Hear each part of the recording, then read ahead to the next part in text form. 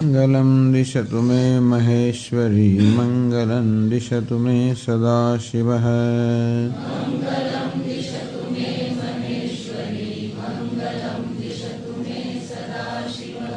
देहं प्राणापेन्द्रियाण्यपि चलां बुद्धिं च शून्यं विदुः स्त्रीबालान्धजडोपमास्त्वामिति भ्रान्ता भृशंवादिनः मायाशक्तिविलासकल्पितमहाव्यामोहसंहारिणे तस्मै श्रीगुरुमूर्तये नमः श्रीदक्षिणामूर्तये।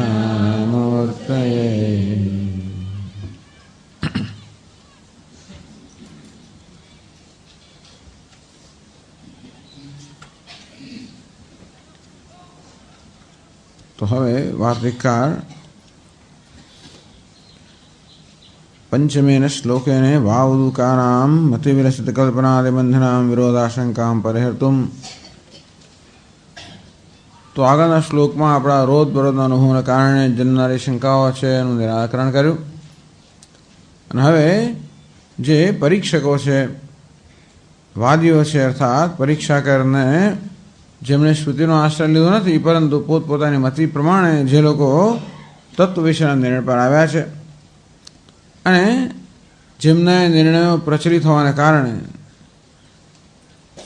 મુમુક્ષુઓ પર પણ એની અસર પડે, તેથી એમના મનમાં પણ એ પ્રકારે એને કારણે સંશય જન્મે, તો એ સંશયોનું નિરાકરણ કરવાની પણ આવશ્યકતા છે.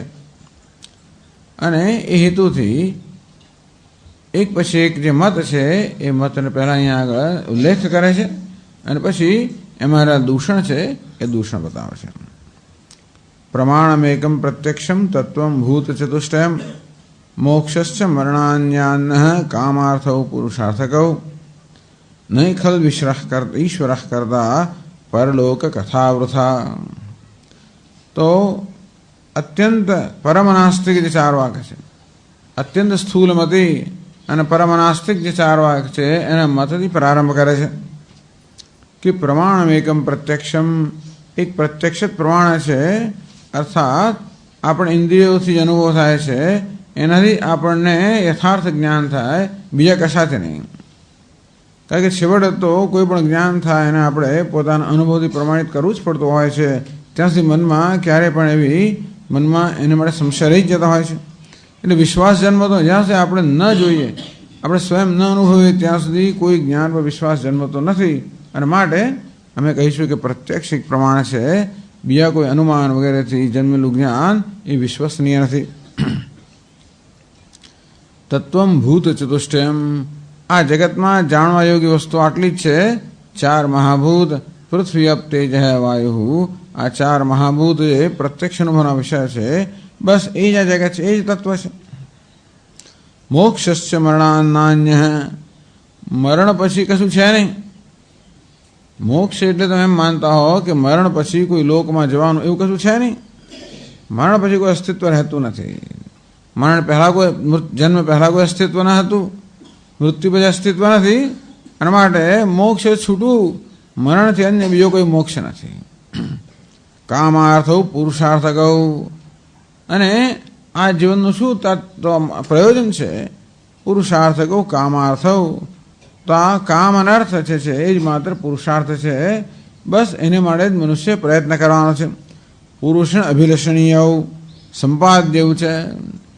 તો મનુષ્ય માત્ર કામ અને અર્થ માટે જ પ્રયત્ન કરવાનો હોય, અભિલાષા કરવાની હોય અને એને સંપાદિત કરવાનો હોય, એ સિવાય બીજું કાંઈ નથી. તમે પણ અર્થ છે તો કામનું સાધન છે, માટે વાસ્તવમાં કામ એકમાત્ર પુરુષાર્થ છે, આવું ચાર વાક લોકો માને. ન ખલુ ઈશ્વર કરતા પરલોક કથાવૃથા.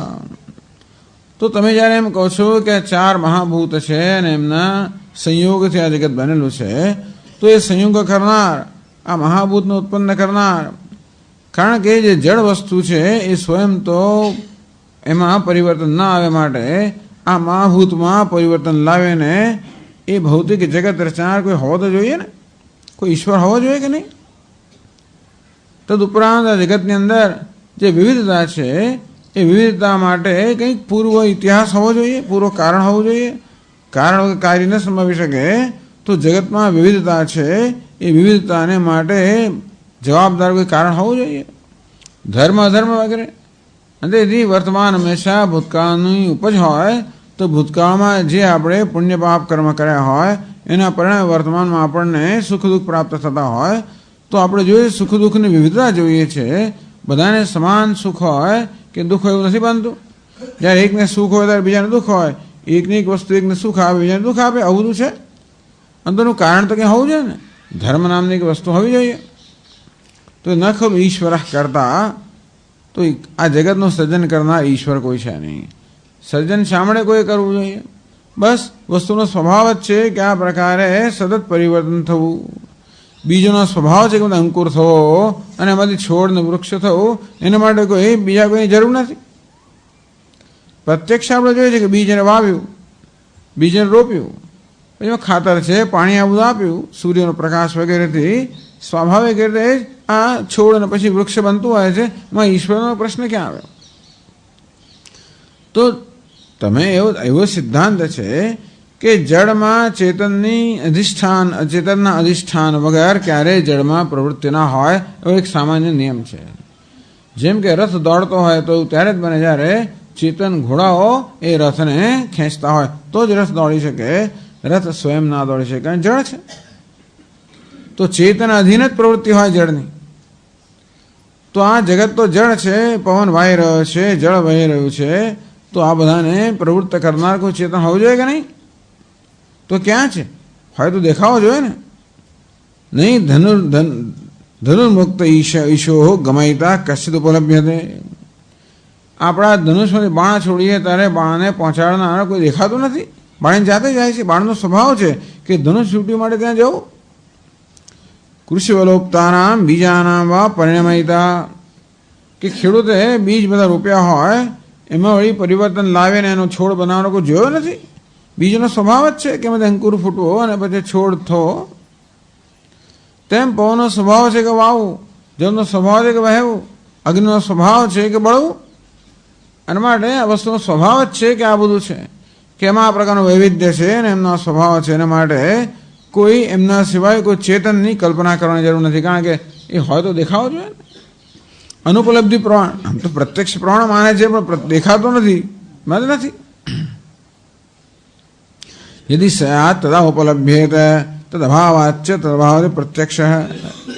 તેથી ઉપલબ્ધિ નથી, અનુભવ નથી, માટે એવો કોઈ ચેતન ઈશ્વર એવી કલ્પના કરવાની જરૂર નથી. પરલોક કથા વૃથા. મૃત્યુ જે પરલોક પ્રાપ્ત થાય છે કોઈ જોયેલો છે? અને ધર્મની વાત તમે કરો છો. ધર્મ એટલે શું? વૈદિક કર્મ. વૈદિક કર્મ એટલે શું? તો કે યજ્ઞ કરવો. એટલે કુંડની અંદર અગ્નિને આપણે પ્રજ્વલિત કરવો, દેવતાનું આવાહન કરવું, આહુતિ આપવી, અને તમે યજ્ઞ કહો છો. એનું પરિણામ શું આવે છે? માત્ર પ્રત્યક્ષ શું છે કે અગ્નિમાં આહુતિ આપી અને બળીને ભસ્મ થઈ ગઈ. તો આ ભસ્મમાંથી સ્વર્ગ ઉત્પન્ન થાય. પરલોક કથા વૃથા. એટલે મારા પરલોક આ તો બધા ખાલી પંડિતોએ ઊભું કરેલી વસ્તુઓ છે લોકોને છેતરવા માટે. શાસ્ત્રો બધા પંડિતોએ લોકોને છેતરણ ઊભા કરેલા છે. પરલોક નામની કોઈ વસ્તુ નથી. કોઈ આવીને જો કોઈ એનો પુરાવો આપ્યો છે? ત્યાં જેનું કોઈ આવ્યું છે? કહ્યું છે કે સ્વર્ગ નામની વસ્તુમાં જઈ આવ્યો અને આવી રીતે વસ્તુને બાળી નાખો એ પરલોક મળતો હોય તો સારું. સ્વર્ગ કરતું ક્રિયા દ્રવ્ય નાશે યજ્વનામ. તો કર્તાનું મૃત્યુ થયું, કર્મ એ પૂરું થઈ ગયું. જે દ્રવ્ય હતું દ્રવ્ય પણ નષ્ટ થઈ ગયું, એની ભસ્મ થઈ ગઈ. આવું બધાનો નાશ થયો. આ નાશમાંથી સ્વર્ગ મળતું હોત.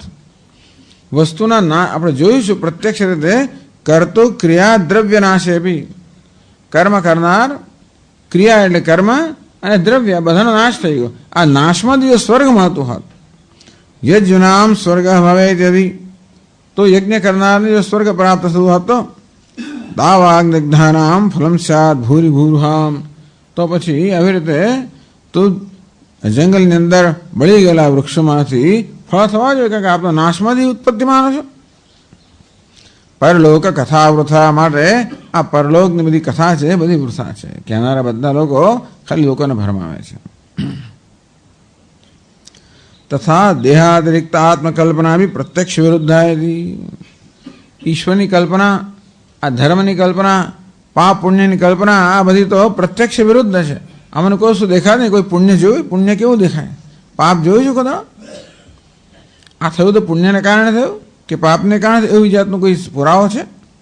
વસ્તુનો સ્વભાવ જ છે કે આવું આવું. પાપ પુણ્યમાં ક્યાં આવ્યું? તથા દેહ અતિરિક્ત આત્મકલ્પના બી પ્રત્યક્ષ વિરુદ્ધ. આ દેહ સિવાય કોઈ આત્મા છે કઈ પણ કલ્પના છે. દેહથી અતિરિક્ત, દેહથી અન્ય આત્મા હોય, દેહથી અન્ય ચેતન હોય. દેહ જ ચેતન છે. આ ચેતનતા દેહનો સ્વભાવ છે. દેહ આત્મા છે. એ ચેતનતા દેહનો ધર્મ છે. એટલે આ છે એને આપણે કે મટીરિયાલિસ્ટ, ભૌતિકવાદી. ભૌતિકવાદી એમ કે ચેતન એ ભૂતનો ધર્મ છે. સ્પિરિચ્યુઆલિસ્ટ, અધ્યાત્મવાદી એમ કે આ ભૂત ચેતનનો ધર્મ છે. આટલો તફાવત છે. પેલો એમ કે આ ચેતનતા આ જડ પદાર્થોનો ધર્મ છે. આમ જડ પદાર્થોને તમે ભેગા કરો અમુક રીતે એમાં ચેતન ઉત્પન્ન થાય.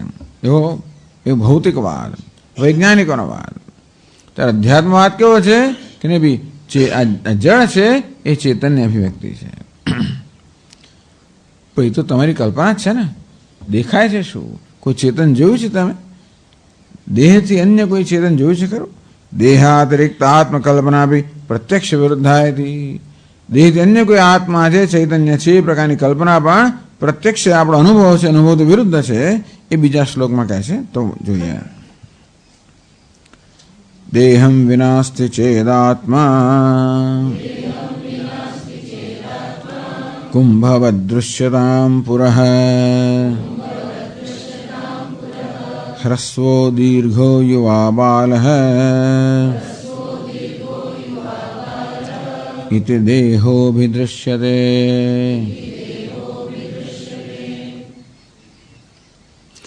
દેહમ વિના અસ્તિ ચેદાત્મા. દેહ સિવાયનો કોઈ આત્મા જો હોય, કુંભવદ દૃશ્યતામ પુરઃ, જે વસ્તુ હોય એ દેખાવી જોઈએ. નિયમ શું છે? જે વસ્તુ હોય એ અનુભવ દેખાવી જોઈએ. જેનો અનુભવ થાય એ વસ્તુ છે એમ કહી શકાય ને. આ ઘડો છે એમ ક્યારે કહીએ? ઘડાનો અનુભવ થાય ત્યારે. તે જ રીતે આ દેહથી અન્ય કોઈ આત્મા હોય તમારે કહેવા પ્રમાણે તો અનુભવ થવો જોઈએ ને. જેમ આ ઘડો છે દેહથી અન્ય છે, બરાબર છે? આ ઘડો શું છે? દેહથી અન્ય છે, અને ઘડો અનુભવનો વિષય છે. તે રીતે આત્મા પણ દેહથી અન્ય હોય તો અનુભવનો વિષય થવો જોઈએ ઘડાની જેમ. એટલે કહે છે દૃશ્યતામ કુંભવત પુરઃ. તો જેવી રીતે આ ઘડો દેહથી અન્ય છે, દેહ તો અનુભવનો વિષય છે, અને દેહથી અન્ય જે વસ્તુ હોય જેમ કે ઘડો એ પણ અનુભવનો વિષય છે. તેમ આપના કહેવા પ્રમાણે આત્મા દેહથી જુદો હોય તો ઘડાની જેમ એ પણ અનુભવનો વિષય થવો જોઈએ.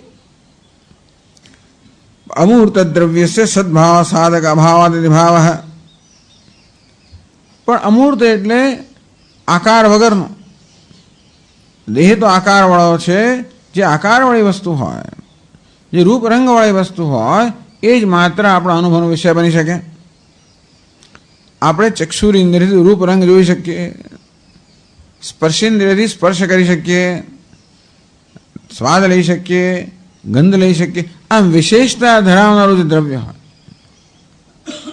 એ જ માત્ર અનુભવનો વિષય બને. તેથી નિર્વિશેષ કે નિરાકાર અમૂર્ત, જેમાં મૂર્ત નથી, આકાર નથી, એવું કે નક્કરતા નથી, એ પ્રકારનો કોઈ દ્રવ્ય આપણે ક્યારે અનુભવી શકીએ જ નહીં.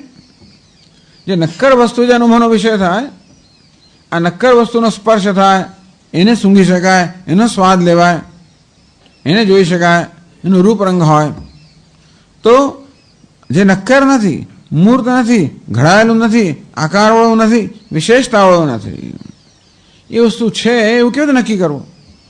અમૂર્ત દ્રવ્યસ્ય સદભાવ સાધક અભાવાદ. આ ઘડો તો મૂર્ત દ્રવ્ય છે, અર્થાત ઘડાયેલો છે, આકારવાળો છે, અને માટે એ છે એની માટે આપણી પાસે પ્રત્યક્ષ પ્રમાણ છે. પણ અમૂર્ત દ્રવ્ય જે મૂર્ત નથી, આકારવાળો નથી, જે નક્કર નથી, એવું કોઈ પદાર્થ હોય એના હોવા વિશે કોઈ પ્રમાણ નથી. એ કલ્પનાનો જ વિષય છે. પ્રત્યક્ષને આપણે પ્રાણો માનતા હોઈએ તો પ્રત્યક્ષ અર્થાત ઇન્દ્રિયોથી આપણે માત્ર મૂર્ત પદાર્થોને જોઈ શકીએ. ઘડાયેલા નક્કર આકાર વિશેષવાળા પદાર્થો આપણે અનુભવી શકીએ. અને એ સિવાય બીજો કોઈ તત્વ છે જેવું કે આત્મા, એનો અનુભવ થઈ જ ના શકે. માટે એનો હોવા વિશે કયું પ્રમાણ છે? જેને માટે પ્રમાણ ના હોય એ વસ્તુ કલ્પનાનો વિષય છે. માટે આ દેહથી અન્ય આત્મા છે કલ્પનાનો વિષય છે. હોત દેહથી અન્ય કશું વસ્તુ હોત જેમ કે ઘડો, તો આત્માએ દેખાવો જોઈએ, નથી દેખાતો. આ તમે કહેશો કે હો આત્મા તો અમૂર્ત છે, મારે દેખાતો નથી. અમૂર્ત શું વસ્તુ છે? આત્મા નિરાકાર છે, મારે દેખાતો નથી. નિરાકાર કઈ વસ્તુ છે? કુદર જોઈ છે? અનુભવી છે? અનુભવી જ ના શકાય. આ અનુભવ માટે જે આપણે સાધન છે તો ઇન્દ્રિયો છે, એ દ્વારા જ અનુભવ હોય તો હંમેશા નક્કર વસ્તુ છે. એ સિવાય અનુભવનું કોઈ સાધન નથી. તો તમે કહો કે આત્મા છે નિરાકાર છે, એ વળી એ તો કલ્પનાનો જ વિષય થયો ને, અનુભવનો વિષય ના થયો. માટે કલ્પનાને સ્વીકારી શકાય ને, માટે કોઈ પ્રમાણ નથી. તો દેહ છે એનું પ્રમાણ શું છે ભાઈ? તો કે દેહસ્ય અસ્તિત્વ અસ્તિ પ્રમાણમ. આ દેહ છે, દેહરૂપી આત્મા છે, એનું પ્રમાણ તો છે. કેવું પ્રમાણ? પ્રત્યક્ષ અનુભવાય. આ દેહરૂપી આત્મા છે એનો પ્રત્યક્ષ અનુભવ છે. કઈ રીતે? હ્રસ્વો દીર્ઘો યુવા બાલ ઇતિ દેહો વિદૃશ્યતે. દેહથી અન્ય આત્મા કદાચ જોયો જ નથી. દેહરૂપી આત્મા તો જોઈએ છે, અનુભવીએ છે. હ્રસ્વ દીર્ઘ, લાંબો ટૂંકો, યુવા બાલ, તો યુવાન બાળક. હ્રસ્વ છે, નાનો છે, દીર્ઘ છે, મોટો છે. યુવા છે, યુવાન છે, બાળક છે. જાડો છે, પાતળો છે, ઊંચો છે, નીચો છે. આત્માનો અનુભવ થાય છે. આ જ આત્મા છે. ઇતિ દેહ અભિદૃશ્યતે. આ દેહ તો આપણા દર્શનનો અર્થાત પ્રત્યક્ષ અનુભવનો વિષય છે. અને એથી અન્ય કોઈ આત્મા હોય એવો અનુભવનો વિષય નથી. માટે આ દેહ જ આત્મા છે. એટલે કે દેહથી અન્ય આત્મા તમે સિદ્ધ કરી શકતા નથી. સિદ્ધ કરી બતાવો. પ્રત્યક્ષ એક જ પ્રમાણ છે, એ સિદ્ધ કરી બતાવો કે દેહથી અન્ય કોઈ આત્મા છે. દેહથી અન્ય કશું હોય એ પણ મૂર્ત જ હોય, એ પણ નક્કર જ હોય, એ પણ અનુભવનો વિષય જ હોય. એ કોઈ વિષયની માટે દેહથી અન્ય કોઈ આત્મા સિદ્ધ થતો નથી.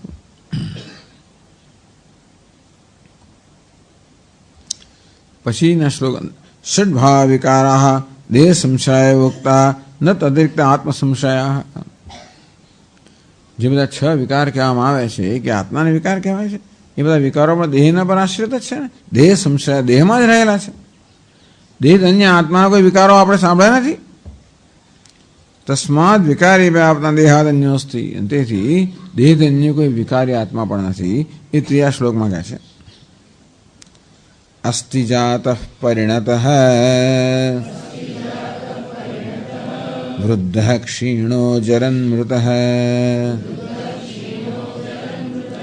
ઇત્યેવ મુક્તા ષડભાવ વિકારા દેહ સંશ્રયા.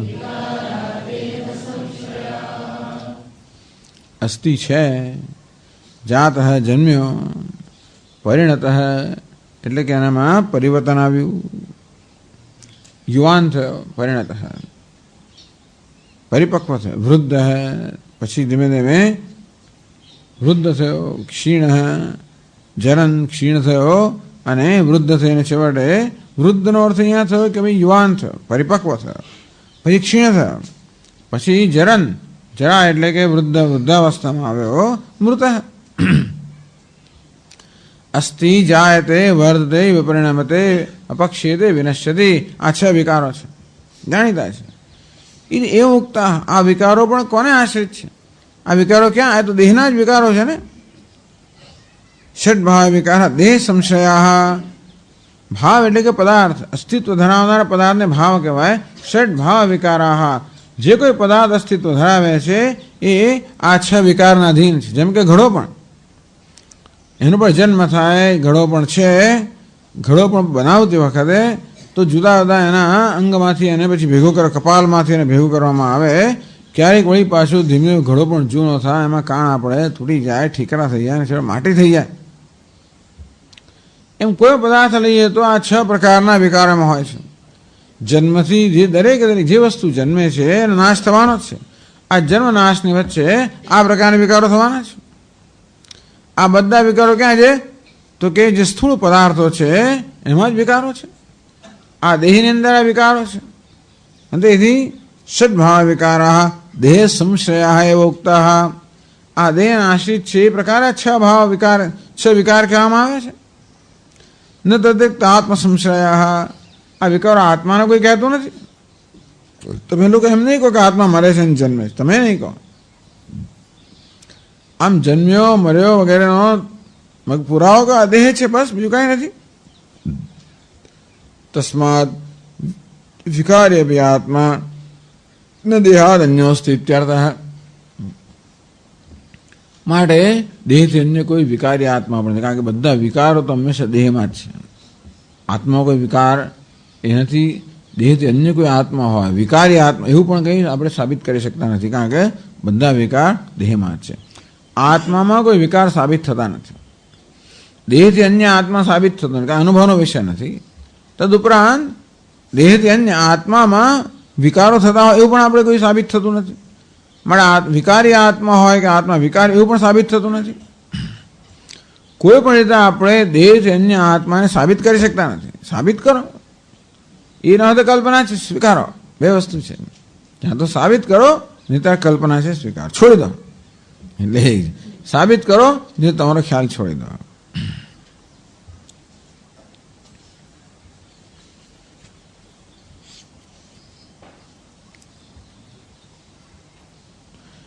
પછી કિંચ વળી આગળ આસ્તિકાનામ. ચલો આપણે આસ્તિક લોકોની વાત કરીએ, વૈદિક લોકોની વાત કરીએ. આસ્તિકાનામ શાસ્ત્રીયોપી વ્યવહાર.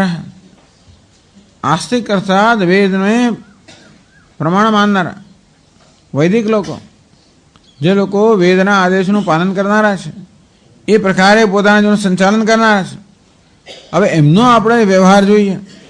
એમનો વ્યવહાર આત્મા પર તમે કહો છો, એમનો વ્યવહાર શેના પર આશ્રિત છે? આસ્તિકાનામ શાસ્ત્રીયોપી વ્યવહાર. શાસ્ત્રીય વ્યવહાર એટલે શાસ્ત્ર જેનું વિધાન કરે એ પ્રકારનો વ્યવહાર. એક લૌકિક વ્યવહાર છે, બીજો શાસ્ત્રીય વ્યવહાર છે. જેમ કે પંચમહાયજ્ઞ કરવા એટલે બ્રહ્મયજ્ઞ, દેવયજ્ઞ, પિતૃયજ્ઞ, ભૂતયજ્ઞ, નૃયજ્ઞ, આ બધા શાસ્ત્રીય છે. હરવું ફરવું ખાવું પીવું બધા છે લૌકિક વ્યવહાર છે. ત્યારે યજ્ઞ કરવો, દાન કરવું, તપશ્ચર્યા શાસ્ત્રીય વ્યવહાર છે. યજ્ઞ દાન તપ. તો આ જે શાસ્ત્રીય વ્યવહાર થાય છે એ પણ દેહાશ્રય દૃશ્યતે. એ બધો પણ દેહને આશ્રિત જ જોવામાં આવે છે. તદતિરિક્ત આત્મકલ્પનમ તેષામ અપ્રામાણિકમેવ. માટે જે લોકો આસ્તિક લોકો છે, જે વૈદિક લોકો છે, એ બધા પણ બધો જ વ્યવહાર ખરેખર દેહને આશ્રિત રહીને જ કરે છે. પણ એમને માટે પણ આ દેહથી અન્ય કોઈ આત્મા છે એ પ્રામાણિક નથી, અર્થાત કોઈ પ્રમાણથી સિદ્ધ થતું નથી. એ પછીના શ્લોકમાં કહે છે વર્ણાશ્રમ વિભાગશ્ચ દેહેષ્વેવ પ્રતિષ્ઠિતઃ જાતકર્માદિ સંસ્કારઃ દેહસ્યૈવ વિધીયતે. શતમ જીવેતિ દેહસ્ય પ્રયુંજાન્ત્યાશિષમ શુભામ. વર્ણાશ્રમાદ વિભાગ. વર્ણ વિભાગ અને આશ્રમ વિભાગ. વર્ણ બ્રાહ્મણ, ક્ષત્રિય, વૈશ્ય, શૂદ્ર. આ નક્કી કરી તમે કરો છો. આત્મા બ્રાહ્મણ, ક્ષત્રિય, વૈશ્ય, શૂદ્ર છે કે દેહ છે? નક્કી ક્યાંથી કર્યું? વર્ણ. આ વ્યક્તિ અમુક વર્ણની છે, બ્રાહ્મણ છે. તો ભાઈ કયાના માતા પિતા છે? જે બ્રાહ્મણ માતા પિતાની ત્યાં જન્મે એને બ્રાહ્મણ કહેવાય, અને ક્ષત્રિય માતા પિતાને ક્ષત્રિય કહેવાય. તો તમે કોને બ્રાહ્મણ કહો છો? આ દેહને જ બ્રાહ્મણ કહો છો ને? આમ બ્રાહ્મણ પ્રાણો, ક્ષત્રિય પ્રાણનો વર્ણનો વ્યવહાર પર ક્યાં છે? દેહ પર છે ને. અરે દેવ ને અસુરનો વ્યવહાર ક્યાં છે? બધા દેવતાઓને હરોળમાં બેસાડ્યા બધાને અમૃત વહેંચવા માટે, અને અસુરોને બીજી હરોળમાં બેસાડ્યા. એ વ્યવહાર પણ દેહ પર જ આશ્રિત છે ને. બીજા શાના પર આશ્રિત છે, ક્યાંથી નક્કી કર્યું? પેલા શિંગડા છે જે હોય એ પછી અસુરોનું લક્ષણ નક્કી થાય કે તું પેલા પેલી વાળી બેસ. તેવી રીતે ઋષિકેશમાં ભંડારો વગેરે થાય ત્યારે પણ બધો એથી વ્યવહાર નક્કી થાય છે ને. સાધુઓ અહીંયા બેસવાનું, બ્રહ્મચારી ત્યાં હોય, પેલા ત્યાં હોય વગેરે. કોઈ એમાં પછી કથાવાચક આમ હોય, મહંત પેલો કહેવાય, કોઠારીયાને કહેવાય, એ બધી પ્રથાઓ છે. કથાવાચક અહીં બેસવાનું, મહંત ત્યાં બેસે, કોઠારી આ બાજુ બેસે, બે સાદા સાધુ આ બાજુ બેસે. એ પ્રકારે પછી જે કંઈ દક્ષિણાનો વ્યવહાર થતો હોય, બધો વ્યવહાર થતો હોય છે એ ક્ષણા પર આધારિત છે, દેહ પર જ આધારિત છે ને. અને પછી બ્રહ્મચારી ગૃહસ્થ બન્યો તે એ પણ શેના પર આધારિત છે? એટલે ગૃહસ્થ વાનપ્રસ્થ એ જે વ્યવહાર કરતો હોય, અમુક વ્યવહાર કરીને બ્રહ્મચારી કહેવાય. જે વેદનું અધ્યયન કરતો હોય અને પછી સમિદાદાન કરતો હોય, સંધ્યાવંદન વગેરે કર્મ કરતા હોય એના પર બ્રહ્મચારી કહીએ. એ બધા કર્મો ક્યાં થાય? દેહથી જ થાય છે. અને ગૃહસ્થ પણ જે એને પોતાના અગ્નિહોત્રાદિ કર્મ વગેરે કરતા હોય, વાનપ્રસ્થ તપસ્યા વગેરે કરતા હોય, સંન્યાસી હોય, શ્રવણ મનન કરતા, બધું દેહ પર જ આધારિત છે ને. ટૂંકમાં વર્ણનો બધો જ વ્યવહાર છે તે આશ્રમનો વ્યવહાર છે, બધો જ દેહ પર જ આધારિત છે. વર્ણાશ્રમાદ વિભાગશ્ચ દેહેશ્વ પ્રતિષ્ઠિત. વર્ણ આશ્રમ વિભાગ જે થાય છે એ પણ દેહને પર પ્રતિષ્ઠિત છે. કે સંન્યાસી આ બાજુ બેસે, બ્રહ્મચારી પેલી બાજુ બેસે, ગૃહસ્થ આમ જાય. આ ક્યાંથી નક્કી કર્યું? દેહ પરથી જ નક્કી કર્યું ને. કે બીજા શિખાને સૂત્ર ધરાવનાર છે બ્રહ્મચારી છે, ગૃહસ્થ છે. એ સૂત્ર બાજુ 3 સૂત્રનું છે કે 6 સૂત્રનું છે એ નક્કી થાય કે આ બ્રહ્મચારી છે કે ગૃહસ્થ છે. આવું નક્કી કરવાનું તમારી પાસે કયું ધોરણ? કયું દેહ જ ધોરણ છે. ટૂંકમાં આ તો વ્યવહાર દેહ પર જ આશ્રિત છે ને. એટલે વૈદિક લોકો પણ જે વ્યવહાર કરે છે પણ દેહ પર આશ્રિત જ છે. જાત કર્માદિ સંસ્કાર જે બધા સંસ્કાર કરવામાં આવતા 16 સંસ્કાર કરે કે બધી 64 સંસ્કાર કરે, જે સંસ્કાર એ બધા સંસ્કાર ક્યાં થાય છે? ગર્ભાધાનથી માંડીને જાત કર્મ, જન્મ્યો એટલે જે કર્મ કરે એને શુદ્ધિકરણ માટે ત્યારથી માંડીને જે બધા સંસ્કાર કરે છે. તારું યજ્ઞોપવિત આપવાનું હોય તો કે ભાઈ 8મા વર્ષે આપવું. એ 8મું વર્ષ કોનું છે? દેહનું છે કે બીજા કોઈનું છે? 12 વર્ષ અભ્યાસ કરવો એ કોના 12 હોય? દેહના જ છે ને. એમ કરીને પછી એ સ્નાતક બન્યો. આ બધો જ વ્યવહાર છે. તમે પછી જે ઉપનયન સંસ્કાર આપો કોને આપો છો? માથું મૂળાવું ના બધું કોણ? દેહ પર જ છે ને આશ્રિત. શિખા ક્યાં રાખો છો? સૂત્ર ક્યાં રાખો? દેહ પર જ છે ને. બધા તમારા વૈદિક સંસ્કાર પણ શેના પર આશ્રિત? દેહ પર આશ્રિત છે. આત્મા બે સિવાય, દેહ સિવાય કોઈ આત્મા સંસ્કાર થયેલો જોયો છે? જાત કર્માદિ સંસ્કાર દેહસ્ય વિધીયતે. અરે વિધાન પણ કરે છે શાસ્ત્રમાં કે 8 વર્ષનું બાળક થાય એટલે એને યજ્ઞોપવિત સંસ્કાર આપવા.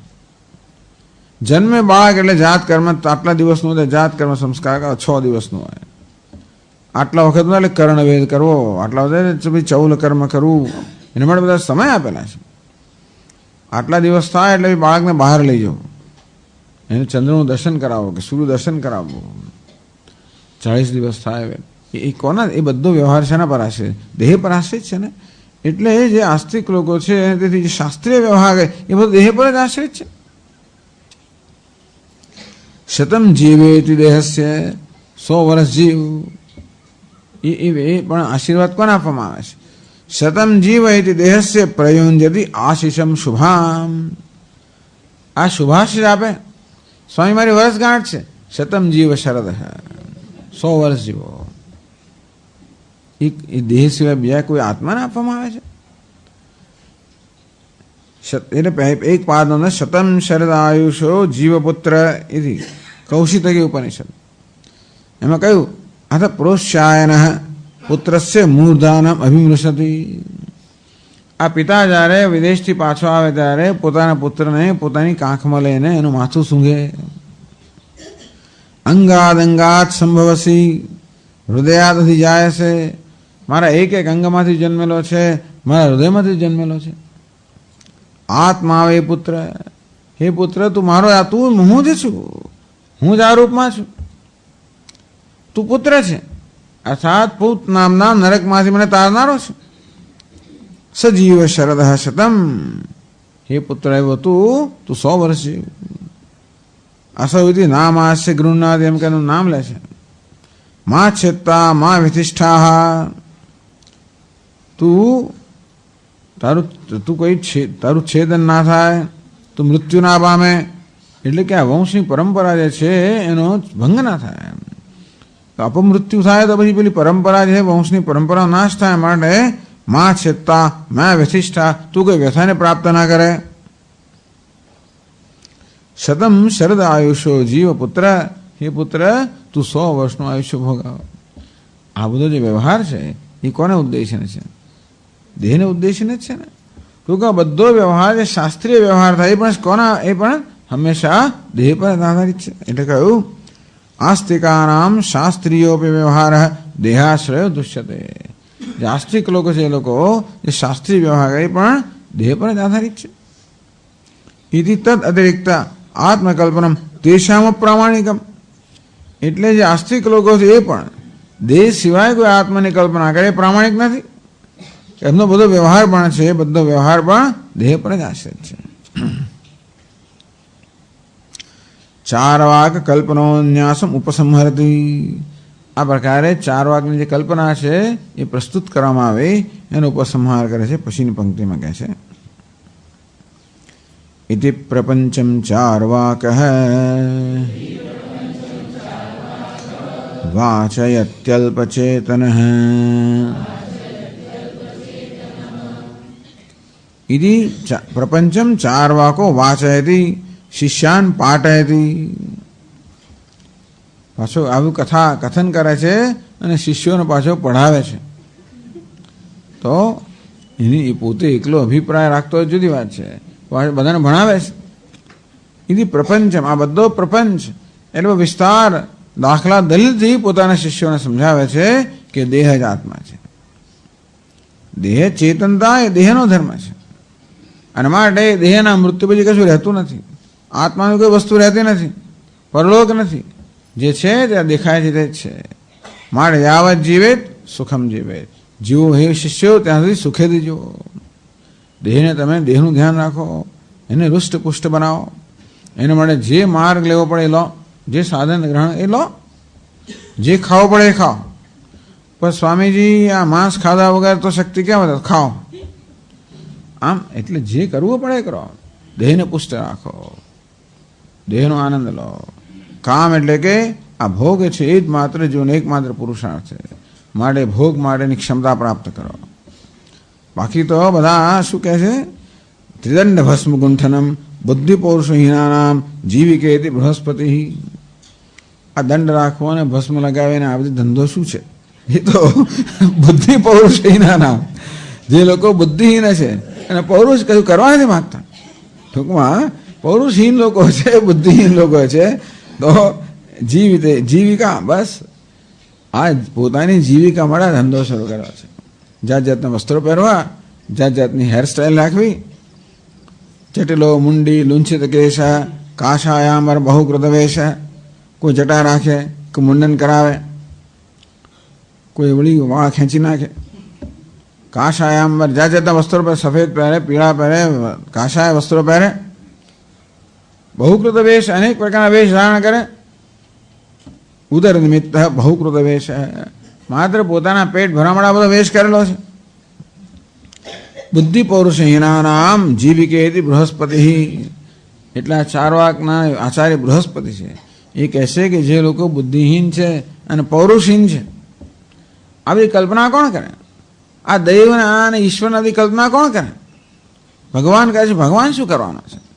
જે લોકો પોતે પ્રયત્ન કરવા નથી માંગતા એ લોકો આવી ભગવાનની વાતો કરે, શાસ્ત્રીની વાતો કરે, આવી કલ્પનાઓ કરે. દેહ સિવાયનો આત્મા છે, ચાલો આ જીવનમાં કંઈ ના હતું પછી આપણે સ્વર્ગમાં. એટલે આ જીવનમાં આ દેહમાં કરો ને. પૌરુષહીના નામ અત્યારે કરવું નથી, અંતેથી ભવિષ્યની વાત કરવી છે. એટલે આ જીવનમાં જે નિરાશ થાય એમને માટે સ્વર્ગ ને બધું છે, એવી કલ્પના એમને માટે છે. એ રીતે આ ક્રિશ્ચિયન ધર્મ છે એ રીતે જ પ્રચાર પામ્યો. એ લોકો પેરેડાઇઝની વાતો કરે, સ્વર્ગની વાત કરે. બિચારા પેલા ભોળા લોકો જાણે ને સ્વર્ગ એટલે એમને મર્યા પછી તમને ઇટર્નલ હેવન, નિત્ય સ્વર્ગ પ્રાપ્ત થશે. એટલે આ જીવનમાં તો દુઃખી છે જ લોકો બિચારા. તો છોડો, આને છોડો હવે, ચાલો અંદર. આ ધર્મ જે છે આપણને સ્વર્ગમાં લઈ જશે, નિત્ય સ્વર્ગમાં, અને માટે બધાનો અંગીકાર કરે.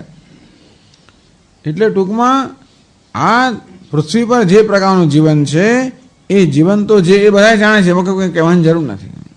અને માટે જ્યારે એ પ્રકારનું વચન આપવામાં આવે કે તમને સ્વર્ગ આ પ્રકારના સુખો પ્રાપ્ત થશે, બધા એવું જ કરે છે. પેલા લોકોએ પણ તમે જન્નતમાં જાઓ કે શું કહેવાય, ત્યારે કંઈ કેટલી અપ્સરાઓ મળશે ને શું મળશે, બસ આ જ ધંધો. મરી જાઓ તમે, આ લોકો કે ભાઈ આવું કેવું આત્મહત્યા કરનારા લોકો છે, શું કે સુઇસાઇડ સ્ક્વોડ, બસ. એટલે આત્મવિલોપન કરનારા છે. એમને તો કેવી જાતના વચન આપ્યા છે, બધા ઘણા પ્રલોભન આપ્યા છે કે તમે તો ભગવાન બહુ પ્યારા છો, ભગવાનના કામ માટે મરનારા છો, ભગવાનના પ્યારા છો, તરત તમને તો લઈ જશે. તરત તો નથી લઈ જવાના, ત્યાં ઊંઘું સુવાનું છે. કેટલાય વર્ષો પછી બધાનું કામ પૂરું થશે ત્યારે ભગવાન આવશે ને. આ બધાનું ક્યારે આવશે? એ ડે ઓફ જજમેન્ટ, એ જજમેન્ટનો દિવસ ક્યારે આવશે? આ બધા જેટલા જીવો છે બધા પૂરા થશે અને બધા અંદર જશે, ત્યારે ભગવાન આવશે ને. ત્યાં સુધી શું? ત્યાં સુધી બિચારા રાહત જોવાની છે એ નહીં. પણ આ તો હમણાં જ પહોંચી જશે ત્યાં. 72 અપ્સરામાં છે ને ફલાણી અપ્સરામાં છે, એવું બધું. અહીં કશું ના મળતું એટલે એવી કલ્પનાઓ કરો. પણ હમણાં જ મેં એક લેખ વાંચ્યો કે કુરાનની અંદર જે શબ્દ વાપર્યો છે, હુર કેવું કે એ લોકો શબ્દ વાપરે છે, હુર, હુરી એટલે અપ્સરા, એવું. પછી કહ્યું કે નહીં, આ શબ્દો નથી તો ખાલી દ્રાક્ષ થાય. આ શબ્દોનો આપણે અરેબિક શબ્દોનો અર્થ શું થાય? એટલે કેટલાક વિદ્વાનોએ પછી ઘણા સંશોધન પછી એવા મત પર આવ્યા કે આનો અર્થ તો સફેદ દ્રાક્ષ એવી થાય. બસ ટૂંકમાં આ વિચારો જઈને એવી અપેક્ષા રાખે કે આવી 72 અપ્સરાઓ પ્રાપ્ત થશે, એને બદલે એક પ્લેટમાં દ્રાક્ષ આપવામાં આવશે. 72 દ્રાક્ષમાં બીજું કંઈ નહીં મળે. આવું જો પ્રચાર થાય ને જો પેલા જાણીએ તો પછી આ લોકોનું બધું ષડયંત્ર બંધ થઈ જાય. એટલે બુદ્ધિ પૌરુષીના નામ, જે લોકો બુદ્ધિહીન છે, પૌરુષહીન, એ બધાને માટે કલ્પનાઓ કરવામાં છોડવાને. આમ બૃહસ્પતિ એમના શિષ્યોને ભણાવે અને આવું એટલે કહે છે કે અલ્પચેતન વાચયતિ શિષ્યાન પાઠયતિ ત્યારે અલ્પચેતન અતિ સ્થૂલમતિ, અત્યંત સ્થૂલમતી વાળો, અત્યંત સ્થૂલમતી વાળો ચાર્વાક આ પ્રકારે કહે છે. કોઈને પૂછે કે ભાઈ પ્રત્યક્ષ એક જ પ્રમાણ છે, એનો નિર્ણય પ્રત્યક્ષ એક જ પ્રમાણ છે, આ જ્ઞાન પ્રત્યક્ષ છે કે નહીં એવું પૂછે કોઈને. તને જ્ઞાન છે ને કે પ્રત્યક્ષ જ પ્રમાણ છે, આ જ્ઞાન પ્રત્યક્ષ છે કેવું છે? ત્યારથી જ શરૂ કરે, દલીલો શરૂ કરે આ બધા લોકો. એ હમણાં દલીલ જે આવશે જોવા જેવી છે, પણ આ દલીલો અત્યારે જોવા જેવી છે. પછી જે બી સામેની દલીલો આવશે પણ જોવા જેવી છે. તો આ દેહ આત્મા છે એવા અત્યંત સ્થૂલમાંથી ચારો વાક છે એ આ રીતે સિદ્ધ કરે છે. આત્મવૈજ્ઞાનિકવાદ, ટૂંકમાં ભૌતિકવાદ, કે જે લોકો દેહથી અન્ય કોઈ ચેતન સ્વીકારતા નથી, દેહથી અન્ય મન કશું ના સ્વીકારતા, દેહ જ છે, પિંડ જ છે, બસ એ આત્મા છે, એ જ છે તું, એથી વધારે કંઈ નથી. કારણ કે હું કોને કહેવાનું? જેને હું કહે છે એ આત્મા છે ને. હવે હું ઊંચો છું, હું નીચો છું, હું જાડો છું, હું એટલે ક્યાં છે? હું પ્રત્યય ક્યાં છે? અહમ પ્રત્યય દેહમાં જ છે ને. મારે દેહ જ આત્મા છે, ચેતન નામની કોઈ વસ્તુ અંદર નથી. અને તેથી આ દેહના જે બધા પદાર્થ, જે તત્વો છે, અમુક ભેગા થાય ચેતન થાય, એ છૂટા પડે, ચેતન મરી ગયું, જતું રહ્યું. દેહથી અન્ય ચેતન કોઈ જોયું છે? તમે કહો છો કે દેહની અંદર બીજો આત્મા છે, તો એ લોકો ભજન કર્યું. બધા લોકોની મતિ કેવી હોય છે કે માણસ મર્યા પછી જોઈએ કે ભાઈ એનું કેટલું આમાંથી જીવાત્મા ગયો તો એનું વજન કેટલું થયું, પેલો કે કેટલા અંશ છે ને ફલાણ, આ અક્કલ વગર. એટલે સૂક્ષ્મ કોને કહેવાય? જે પ્રત્યક્ષનો વિષય એને સૂક્ષ્મ કહેવાય. એટલે એનું વજન થતું હશે, એનું વજન તો સ્થૂળ જ થઈ ગયું ને. જે વસ્તુનું વજન હોય એ તો નક્કર જ વસ્તુ હોય ને. અને તે જીવાત્માના આમાંથી પ્રયાણ કરતો વજનમાં ફેર પડતો હોય તો પછી એનો તો કંઈ નક્કર જ વસ્તુ છે, એવી કંઈ એટલે શ્વાસ ગયો અહીંયાથી, અચ્છા હવાનું વજન હોય કશું કે ગયું. એટલે બધા કહેતા બી દીવાના, સુનતા બી દીવાના, એવું બધું છે. પણ આવું બધું છે. પણ આ ભૌતિકવાદ એ લોકો દેહથી અન્ય કશાને સ્વીકારતા નથી. કોઈ પૂર્વજન્મ નથી. આ બધું જેનેટિક, આ બધું આનુવંશિક છે. આ બધું તમે તમારા પિતૃઓ પાસેથી પ્રાપ્ત કરેલું છે, બસ. એથી બીજું કાંઈ નથી. આ દેહના જન્મનું કારણ કોઈ કર્મ નથી. કર્મ શું હોય વસ્તુ છે? કર્મનો સિદ્ધાંત શું છે? આ કાર્યકારણ પૂર્વજન્મ એવું કશું છે નહીં. કોઈ સ્વીકારતા નથી કે પછી મૃત્યુ પછી કોઈ જન્મ એમ પણ સ્વીકારતા નથી. પેલા આસ્તિક લોકો હોય મુસલમાનો વગેરે, એ તો પેલું સ્વર્ગ સ્વીકારે છે, ત્યાં રહેશે જેટલા વર્ષે રહેવાનું એટલું. વૈજ્ઞાનિકો આવું તો ના સ્વીકારે. પેલા સ્વીકારે, આસ્તિક લોકો સ્વીકારે. વૈજ્ઞાનિકો બી આમ બતાવો આમાં કેવું હોય તો. એટલે કે દેહના મર્યા પછી કશું બચ્યું છે હોય તો બતાવો આની અંદર. એટલે આ તો પેલા બિચારા ભોળા લોકોને છેતરવાની આવ્યો ધંધો છે. પેલો બૃહસ્પતિ એમ કહે છે, તો વૈજ્ઞાનિક પણ એમ જ કહે. અત્યંત સ્થૂળમતી જે છે એનો અભિપ્રાય છે. પછી આગળ કહે છે, અસ્માદ ઈશત સૂક્ષ્મથી કલ્પનામાં.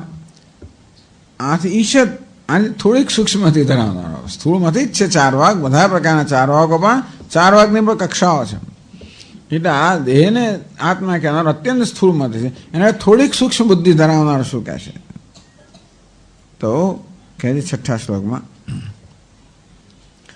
કેચિત શ્વસિમિ જીવામી શુધિતોસ્મિ પિપાસિતઃ ઇત્યાદિ પ્રત્યય બલાદ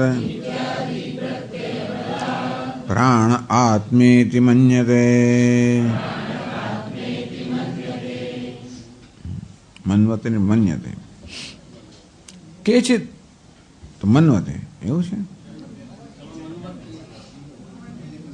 મન્યંતે જોઈએ ખરેખર તો. કેચિત કેટલાક લોકો શ્વસિમી, હા મન્વતે બરાબર છે. મન્વતે. કેચિત શ્વસિમી, શ્વાસ લઉં છું. જીવામી, જીવો છું. ક્ષુધિતોસ્મી, ભૂખ્યો છું. વિપાસિતા, તરસ્યો છું. ઇત્યાદિ પ્રત્યય બલાદ. ભાઈ તમે કહો છો કે હું ઊંચો છું, નીચો છું, જાડો છું, સુકાયેલો છું, એ બધું, પણ એ સિવાય તમે ભૂખ્યો છું કહો છો કે નથી કહેતા? ભૂખ્યો છું, તરસ્યો છું, એ શું દેહનો ધર્મ છે? આ ભૂખ તરસ દેહનો ધર્મ નથી, એ તો પ્રાણનો ધર્મ છે. ત્યારે ભૂખ્યો છું એમ જ્યારે કહ્યું ત્યારે અહમ પ્રત્યય ક્યાં છે? અહમ પ્રત્યયનો વિષય આત્મા છે. આ તો બધા એટલો સ્વીકારે છે, બધા આટલું સ્વીકારે છે કે અહમ પ્રત્યયનો વિષય છે આત્મા છે. હવે એના પર આ વિવાદ છે કે અહમ પ્રત્યયનો વિષય શું છે? પેલું કોઈ દેહ છે. પેલો આગળ વધીને જરાક એથી થોડીક ઓછી સ્થૂળમતી વાળો કહે છે કે નહીં, પ્રાણ છે. ભૂખ્યો છું, તરસ્યો છું, શ્વાસ લઉં છું, જીવું છું, આ બધા પ્રાણના ધર્મ છે. ઇત્યાદિ પ્રત્યય બલાત. આ પ્રકારના પ્રત્યય અર્થાત હું આ પ્રકારનું, એ પ્રકારના પ્રત્યયથી ખ્યાલથી જે આપણે ધરાવીએ છીએ, પ્રાણ આત્મા એ મન્યતે, તો મન્વતે પ્રાણ આત્મા છે એવી માન્યતા ધરાવે છે કેટલાક લોકો.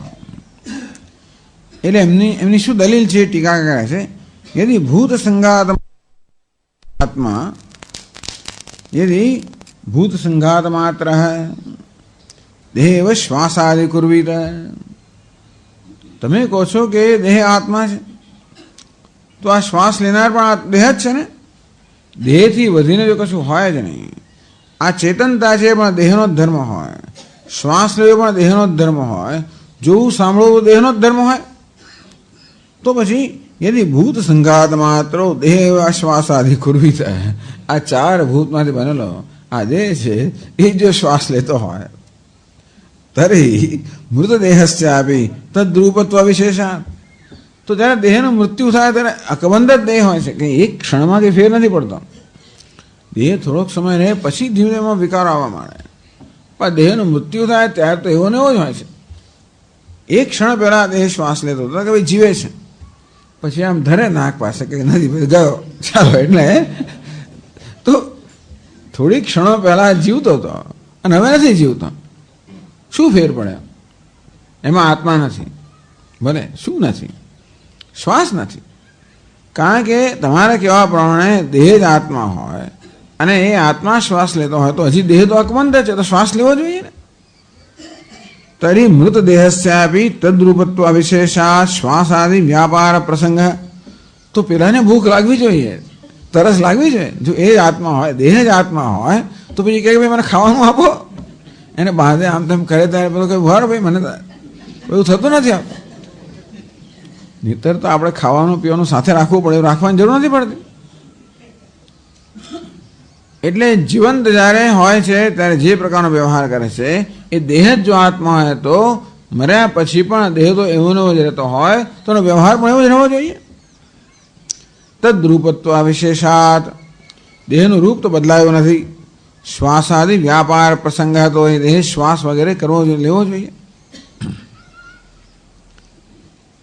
અતો ભી દેહાતિરિક્ત પ્રાણ આત્મા યદિ કેચિત મન્યન્તે ઇત્યર્થ. અંતેથી આ નવા કારણોથી કેટલાક એમ માને છે કે નહીં દેહ આત્મા નથી, દેહ અતિરિક્ત પ્રાણ. આ પ્રાણ છે દેહથી અન્ય છે અને એ આત્મા છે, એવું આ પ્રકારના પુરાવા છે. પ્રત્યક્ષ પુરાવો કે દેહ જો આત્મા હોય તો દેહ અકબંધ હોય ત્યાં સુધી શ્વાસ વગેરેની પ્રક્રિયાઓ થવી જોઈએ, પણ નથી થતી. એ જ બતાવે છે કે આ દેહ આત્મા નથી, બીજું કંઈક છે. જ્યાં સુધી એ દેહમાં હતું ત્યાં સુધી દેહ જીવંત હતો અને હવે નથી, આ દેહ મૃત્યુ પામે. તો જીવંત દેહમાં અને મૃત દેહમાં તફાવત શું પડ્યો? અહીં કશુંક હતું, પ્રાણ હતો. પ્રાણ હતો ત્યાં સુધી દેહ જીવંત હતો અને પ્રાણ ગયો અને દેહ જતો તો જીવંત નથી, માટે પ્રાણ જ આત્મા છે. મોટાભાગના આવું માનનારા છે. ટૂંકમાં મોટેભાગે દેહને જ આત્મા માને છે, પણ છતાંય આ જીવન મરણના વ્યવહારમાં લોકો પ્રાણ ચાલી ગયો, એ પ્રાણ જ આત્મા છે. પ્રાણ ચાલી ગયો માટે હવે આ દેહ મૃત્યુ પામ્યો. એ તો મતૈક દેશી મતમાહ. આજે પ્રાણવાદી છે એવું છે ને કે આ ઇન્દ્રિયોનો પ્રાણ કહેવામાં આવે છે. જ્ઞાનેન્દ્રિયો, કર્મેન્દ્રિયો વગેરેનો પ્રાણ કહેવામાં આવે છે ઉપનિષદની અંદર. એટલે ઇન્દ્રિયના સંવાદને પ્રાણ સંવાદ કહેવામાં આવે છે. તેથી પેલા પ્રાણને આત્મા માનનારો એનું એક દેશી એટલે એક ભાગ, એમાં અમુક લોકો આ ઇન્દ્રિયોના આત્મા માનનારા છે. તો એ વસ્તુ 7મા શ્લોકમાં કહે છે કે ચિચ્છણોમિ પશ્યામી જિઘ્રામિ સ્પંદયામ્યહમ ઇતિન્દ્રિયાણામાત્મત્વમ પ્રતિયંતિ તતોધિકમ. તો કેચિત, તો બીજા કેટલાક લોકો બીજા અનુભવ પર આપણું ધ્યાન દોરે છે. શૃણોમી, સાંભળું છું. પશ્યામી, જોઉં છું. તો અહમ પ્રત્યેનો વિષય કોણ છે? સાંભળું છું એ કયા સ્તરે થાય છે? તો કે શ્રોત્રેન્દ્રિય સ્તરે. પશ્યામી, જોઉં છું તો કે ચક્ષુરેન્દ્રિય સ્તરે. જિઘ્રામી, સૂંઘું છું તો કે ઘ્રાણેન્દ્રિય સ્તરે. સ્પંદયામી, ચાલું છું તો કે હલું છું. એ પણ આ કર્મેન્દ્રિય સ્તરે થાય છે બધું. ટૂંકમાં આ બધો જ વ્યવહાર ઇન્દ્રિયના સ્તરે થાય છે. આ દેહ જીવંત છે, આત્મા છે, હું જીવું છું એવું ક્યારે થાય? આ બધી પ્રક્રિયાઓ થતી હોય ત્યારે કોઈ કહે કે આ દેહ ચેતન છે. દેહ ચેતન નથી. આ દેહનું મૃત્યુ થયું, હવે આમાં આત્મા નથી એવું ક્યારે કહીએ? સાંભળો છો? કઈ સાંભળે નહીં. હવે પડે કસોટી કરવી પડે કે ભાઈ છે કે નહીં અંદર કશું. હવે આપણે કહીએ ને બોલે નહીં, આપણે બોલીને સાંભળે નહીં, કોઈ પ્રકારનો પ્રતિભાવ ના દર્શાવે. દેખાતું નથી, સંભળાતું નથી, બોલાતું નથી, આમ હાથ નહીં. આ બધા જે ઘરના લોકો છે ને, જાણકારો છે, એ આ પ્રકારની કસોટી કરે. હાથ ઊંચો કરે, તરત પડી જાય, એની જાતે નથી ચાલતો. સ્પંદયામી, કોઈ ચલન નથી. આ બધી કસોટી છે જીવંત. અને આવું બધું ના હતા આપણે શું કહીએ? મૃત્યુ થયું. એટલે આ જ્યારે હતું ત્યારે આ જીવ હતો અને આ નથી ત્યારે હવે જીવ નથી. એનો અર્થ કે કઈ વસ્તુ આ દેહને ચેતનતા માટે જવાબદાર છે? તો કે ઇન્દ્રિયો. એટલે કે અહમ અનુભવસ્ય ઇન્દ્રિય વ્યાપાર આયતત્વાત અહમ અનુભવસ્ય, આ હું છું એ હું જે અનુભવ છે એ શાના પર આધારિત છે? આપણે શું કહીએ? હું જોઉં છું, સાંભળું છું, ખાઉં છું, પીવું છું, ચાલું છું, હરું છું, ફરું છું. આ બધા પ્રકારનો જે આપણો વ્યવહાર છે, અનુભવ છે, એ બધા કયા સ્તરે? ઇન્દ્રિયના સ્તરે છે. ક્યાં? જ્ઞાનેન્દ્રિય કે કર્મેન્દ્રિયના સ્તરે. અહમ અનુભવસ્ય ઇન્દ્રિય વ્યાપારાયતત્વાદ, આ બધો જ અનુભવ છે ઇન્દ્રિયના વ્યાપાર પર આધારિત છે. તદ અતિરિક્તસ્ય દેહ ચાલકસ્ય પ્રાણસ્ય સદ્ભાવે પ્રમાણ અભાવાદ. ના ઇન્દ્રિયોની એનાથી પ્રાણ જે છે એ ચાલક છે. એવું કોણ ક્યાં છે? કઈ જોયું છે? જોઉં છું તો આંખોથી તો બહુ સ્પષ્ટ છે. પ્રત્યક્ષ અનુભવ શું છે? કે પગથી ચાલુ છું, હાથથી હલાવું છું, એમાં પ્રાણ ક્યાં આવ્યો? એટલે તદ અતિરિક્તસ્ય દેહ ચાલકસ્ય, આ દેહને ચલાવનાર કોણ છે? દેહમાં ચલન ક્યારે છે? હલનચલન ક્યારે છે? પ્રવૃત્તિ ક્યારે છે? જ્યારે ઇન્દ્રિયો એમાં વ્યવહાર કરતી હોય ત્યારે ઇન્દ્રિયો દ્વારા જ છે. એટલે આ પગ છે દેહને ચલાવે છે, હાથ છે દેહને હલનચલન કરાવે છે, આ મોં છે દેહ એને કારણે ખાવાનું છે. તો એ ઇન્દ્રિયો સિવાય બીજો પ્રાણ છે એવું કોઈ સાબિત નથી. તદ અતિરિક્તસ્ય દેહ ચાલકસ્ય પ્રાણસ્ય સદભાવે પ્રમાણ અભાવાત. ઇન્દ્રિય સિવાય તો આ દેહનું ચલન, દેહમાં હલનચલન દેહને કરાવનાર. એટલે આપણે જીવીએ છીએ એવું ક્યારે કહેવાય? પ્રવૃત્તિઓ હલનચલન. તો પછી ઇન્દ્રિયો સિવાય દેહનું હલનચલન કરાવનાર પ્રાણ નામની કોઈ વસ્તુ જોઈ છે? એટલે એ પ્રાણીઓ બાદ બાકી થઈ ગઈ. સદભાવે પ્રમાણ ભાવ. તો પેલો સુષુપ્તિની અંદર, સુષુપ્તિમાં તો પ્રાણ છે. તમે ઊંઘી જાઓ ત્યારે ઇન્દ્રિયો ક્યાં છે? ઊંઘી ગયા હોય ત્યારે તો ઇન્દ્રિયો ચાલતી નથી, તો પ્રાણ તો ચાલે છે. તો છે તો કહે છે કે ઇન્દ્રિયો ઉપર અમે સ્વાપે દેહ ચલન અદર્શના. તમારો પ્રાણ જો દેહ ચલાવતો હોય તો સુષુપ્તિમાં તો પ્રાણ છે, તો દેહ ક્યાં ચાલે છે? જો પ્રાણ દેહ ઇન્દ્રિય સિવાયનો પ્રાણ દેહ ચલાવતો હોત તો સુષુપ્તિમાં ઇન્દ્રિયો ચાલતી નથી, તો દેહ નથી ચાલતો. તો પ્રાણ તો છે. જો પ્રાણ દેહને ચલાવતો હોત તો ઇન્દ્રિય વગર પ્રાણ દેહને ક્યાં ચલાવે છે? સુષુપ્તિમાં ઇન્દ્રિયો ઉપરામાં થઈ ગયો તો કોઈ ચલન નથી. પ્રાણ તો છે, અંતેથી પ્રાણ હોય તો એ ચલન નથી, પણ જાગ્રતમાં ઇન્દ્રિયો છે તો જ ચલન છે. માટે દેહને ચલાવનાર કોણ? ઇન્દ્રિયો છે. પણ ઇન્દ્રિયો આત્મા છે, પ્રાણ આત્મા નથી. એટલે પેલો કે ઇન્દ્રિયોની પ્રાણ ચલાવે છે, તો પ્રાણ ચલાવતો સુષુપ્તિમાં કેમ ચલાવતું નથી?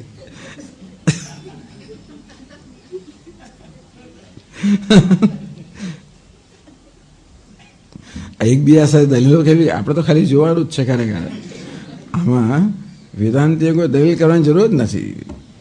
એકબીજાનું ખંડન કરતા હોય છે. એટલે ગૌડપાદાચાર્ય કહે છે કે ભાઈ તૈર એમને વિરુદ્ધ છે, અવિવાદો અવિરુદ્ધ જ છે. આ વેદાંત મત કેવો છે? કોઈ વિવાદ વગરનો છે, અવિરુદ્ધ કોઈનો વિરોધ કરનારો નથી.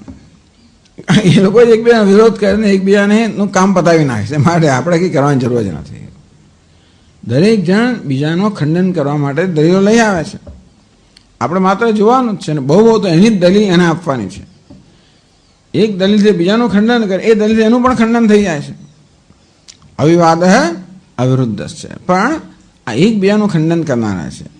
તો પહેલાં કહે છે કે પ્રાણ તો ઇન્દ્રિયો તારી ચાલતી ત્યારે પ્રાણ તો સુષુપ્તિમાં, તો પછી પ્રાણ આત્મા કેવો જોઈએ? એટલે કહે છે તત્ર દૃશ્યમાન છે શ્વાસ ભ્રાંતિ માત્ર. એટલે સુષુપ્તિમાં જે શ્વાસ દેખાય છે ભ્રાંતિ માત્ર, એટલે ભ્રાંતિ છે. એને કેમ ભ્રાંતિ? એને માટે શું દલીલ છે સમજ નથી પડતી. પણ તત્ર દૃશ્યમાન છે શ્વાસાદે ભ્રાંતિ માત્ર. સુષુપ્તિમાં જે શ્વાસ દેખાય છે તો ભ્રાંતિ જ છે, બીજું કાંઈ નથી. કારણ કે ઇન્દ્રિયાણામ છે એટલે એને ભ્રાંતિ કહ્યું, એનું કામ પતી હોય. આપણે તો શ્વાસ અનુભવીએ છીએ, છતાં પણ સુષુપ્તિમાં પ્રાણ નથી. એ શ્વાસ વગેરે જે ચાલે છે એ તો ભ્રાંતિ જ છે, એમાં ખરેખર કંઈ છે નહીં. કારણ કે હોત તો તમને અનુભવ થાત, એવું માનતો હશે કદાચ. એટલે જો સુષુપ્તિમાં ખરેખર શ્વાસ ચાલતો હોત તો આપણે અનુભવ થાત ને, પણ અનુભવ થતો નથી, માટે ભ્રાંતિ જ છે. તો બીજાને દેખાય છે પણ એને તો દેખાતો નથી. એવું કંઈક એની દલીલ હશે. આ બધી દલીલો એકબીજાની અંદર હોય છે, ટેકનિકલ દલીલો. ઇન્દ્રિયાણામ છે યુગત ભોગ દર્શનાથ. તો ઇન્દ્રિયો આત્મા હોય તો દરેક તો કેટલા આત્મા થયા? એટલે એક પ્રશ્ન થયો કે ઇન્દ્રિયો જ તો કેટલી 10 ઇન્દ્રિયો છે અને કોઈ 11 ઇન્દ્રિયો કહે છે. તો એનો અર્થ એ કે 11 આત્મા થયા. એક દેહની અંદર અનેક આત્મા થાય એવું તો કેમ બને? તો કે ભાઈ બરોબર છે, ઇન્દ્રિયાણામ છે યુગત ભોગ દર્શનાથ. કોઈ એક સાથે એક જ ઇન્દ્રિય હંમેશા કોઈ વ્યવહાર કરતી હોય છે, એક સાથે વ્યવહાર કરતી નથી. નિયત ભોગ વિશેષવત્વાચ. અને દરેક ઇન્દ્રિય પોતપોતાના વિષયનો જ ભોગ કરતી હોય છે, બીજા વિષયનો નહીં. માટે વ્યસ્તાની એવ ઇન્દ્રિયાણી એક શરીરમ આરૂઢાની. ટૂંકમાં દરેક ઇન્દ્રિય જે છે એક જ શરીરમાં રહેલી છે. અતએવ અનેક આત્માના હતી. તેથી આ દેહમાં જેટલી ઇન્દ્રિયો છે એટલા આત્મા છે એવું એ માને છે. બસ ટૂંકમાં પેલાનું ખંડન કરવું, એથી વધારામાં કંઈ છે નહીં. પેલાનું ખંડન કરવા સિવાય બીજો કે એમાં બીજો મહાન અભિપ્રાય. એક દેહની અંદર જો 10 આત્મા માનો તો શું થાય? 10 જણ નિર્ણય લે તો પછી શું થવાનું હતું? એક જ જણ નિર્ણય લેમાં તો આવું છે, 10 ઇન્દ્રિયો નિર્ણય લે. પગ એને ચાલવું હોય ને હાથને બીજું કંઈ કરવું હોય ને આંખને ત્રીજું કરવું હોય, આમ ચાલી જ ના છે. ખરેખર તો અનેક આત્મા હોય જ ના શકે, પણ એ લોકો સ્વીકારવા જ પડે.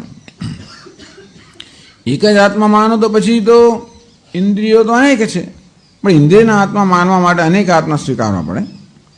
એટલે અતઃ એવ અનેક આત્મા ઇન્દ્રિયવાદિન મતમ ઇત્યર્થ. ઇન્દ્રિયવાદનો મત છે કે અનેક આત્મા છે. આ મત તો અત્યંત નિર્બળ મત છે ખરેખર તો. એટલે અત્ર ઇન્દ્રિયાત્મવાદોપન્યાસાનંતરમ પ્રાણાત્મવાદોપન્યાસો દ્રષ્ટવ્ય. ખરેખર તો આ શ્લોક અહીં પહેલા આવવો જોઈતો હતો. દેહ આત્મા છે, પછીનો મત છે ઇન્દ્રિય આત્મા છે. એ પેલાથી થોડોક ચડિયાતો છે, પણ છે તો તુચ્છ મત, કારણ કે અનેક આત્મા થઈ ગયા. એનાથી ચડિયાતો પ્રાણ આત્મા છે. કારણ કે ખરેખર દલીલ એવી જ હોવી જોઈએ કે સુષુપ્તિમાં ઇન્દ્રિયોની પ્રવૃત્તિ નથી. તમારા કહેવા પ્રમાણે ઇન્દ્રિયોને કારણે દેહમાં ચેતનતા હોય તો સુષુપ્તિમાં તો ઇન્દ્રિયોની પ્રવૃત્તિ છે જ નહીં. તો દેહ ચેતન કેમ છે? ત્યારે પ્રાણની પ્રવૃત્તિ જણાય છે, માટે પ્રાણથી જ દેહ ચેતન છે. અને એ રીતે એ જે દલીલ છે પેલી ઇન્દ્રિય આત્મા કરતાં ચડિયાતી છે. એટલે ટીકાકાર કહે છે કે ભાઈ પણ ગ્રંથકારે લખ્યું દેહમ પ્રાણમ અપી ઇન્દ્રિયાણ. એ કદાચ પ્રાસ એટલે કે છંદને કારણે લખ્યું હશે, ગમે તેમ હોય, પણ એટલે પાઠક્રમ એવો છે કે દેહ પ્રાણ ઇન્દ્રિય માટે આ શ્લોક આમ કહેવામાં આવે. ઇન્દ્રિય આત્મવાદોપન્યાસાનંતરમ. ઇન્દ્રિય આત્મા છે એ પ્રકારના વાદનો ઉપન્યાસ કર્યા પછી પ્રાણાત્મવાદોપન્યાસો દ્રષ્ટવ્ય. પછી પ્રાણ આત્મા છે એ પ્રકારનો વાદ છે, પ્રાણ આત્મા છે એ વાદનો ઉપન્યાસ પછી આવવો જોઈએ. તત્ર છે ઇન્દ્રિય ઉપરમે બી પ્રાણ વ્યાપાર અનુપરમાદ ઇતિ યુક્તિ અનુસંધેયા. કે સુષુપ્ત વગેરેમાં ઇન્દ્રિયોની ઉપરમ છે, શાંત થઈ ગઈ, તો પણ પ્રાણની પ્રવૃત્તિ છે. એટલે મૃત્યુ વખતે પણ ઇન્દ્રિયો એક પછી એક જાય, પ્રાણ છેલ્લો જ જનાર છે. એટલે ઇન્દ્રિય ઉપરમે બી ઇન્દ્રિયોનો ઉપરમ થયા પછી પણ પ્રાણનો વ્યાપાર ચાલુ રહેતો હોય છે, અને ત્યાં સુધી દેહ જીવંત હોય છે. માટે પ્રાણ આત્મા છે એ પ્રકારની દલીલ છે એ ઇન્દ્રિય આત્મવાદ કરતાં ચડિયાતી છે. માટે આ શ્લોક પહેલાં હોવો જોઈએ અને પેલો પછી હોવો જોઈએ. ત્યારે આવું કેમ કર્યું વાર્તિકારે? પાઠક્રમસ્તુ મૂળ શ્લોક અનુરાધિ ભાવ્યમ. તો આ પ્રકારનો પાઠક્રમ કેમ કર્યો? એક અર્થક્રમ છે અને બીજો પાઠક્રમ છે. અર્થક્રમ પ્રમાણે દેહ પછી ઇન્દ્રિય પછી પ્રાણ હોવું જોઈએ, પણ પાઠક્રમ છે કારણ કે મૂળ ગ્રંથમાં દેહમ પ્રાણ અપેન્દ્રિયાણી એવું કહ્યું, માટે આ પ્રકારનો ક્રમ આપવામાં આવ્યો. ઇદાનીમ બૌદ્ધ મતમાં, હવે બૌદ્ધ મત કહે છે 8મા શ્લોકમાં કહે છે જાનામિ પ્રત્યય બલાદ બુદ્ધિરિત્યપરે જગુઃ. તો પછી આ બધા પ્રત્યયો જ છે ને. તો સ્થૂલોસ્મિ કૃશોસ્મિ હું સ્થૂળ છું, કૃશ છું, આ એક પ્રત્યય થયો. એ પરથી દેહ આત્મા છે નક્કી થયું. પણ શૃણોમી, પશ્યામી, જિઘ્રામી, સાંભળું છું, જોઉં છું, સૂંઘું છું, એ બધા ઇન્દ્રિયો આત્મા છે નક્કી થયું. શ્વસમી, જીવામી, ક્ષુધિતોસ્મી, વિપાસિતોસ્મી એમ કરીને ભૂખ્યો છું, તરસ્યો છું વગેરેથી પ્રાણ આત્મા છે. તો કે છે એવું કરો તો પછી જાનામી, હું જાણું છું. એથી પ્રત્યય બલાદ, તો જાણવું ખરેખર અહમ પ્રત્યયનો વિષય કોણ છે? અજ્ઞાતા છે. જાનામી પ્રત્યય બલાદ, કારણ કે બધી વસ્તુનું ઉપરમાં થઈ જાય.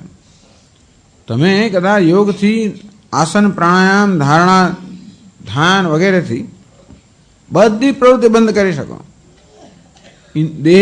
દેહનું કોઈ ભાન નથી, ઇન્દ્રિયનું ભાન નથી, પ્રાણનું ભાન ના હોય ત્યારે પણ જાનામી તો રહી જ જાય છે ને, એ પ્રત્યય તો રહી જ જાય છે.